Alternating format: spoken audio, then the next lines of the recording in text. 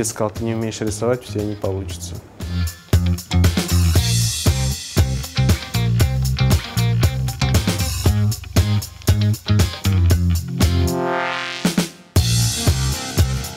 Ну, обычную ювелирку, которую мы встречаем в магазине, повседневную, он мне там. Потом в 2006-м меня родственница одна отвезла к Айдару Стар. И уже он меня познакомил с филигранью. Как это делается, что это делается.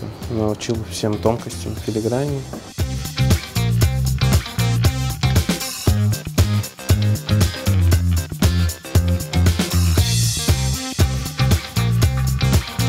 У крымских татар было литье. Помимо филиграни было литье, но мало кто об этом знает. И литье, ну, как бы филигрань была более популярная, литье в основном это были либо дети, либо небогатый слой населения. Мне стало интересно вот литье само, как это делалось, как отливались. И я взял за основу литье, орнаменты и как бы в современном плане уже это изготавливал.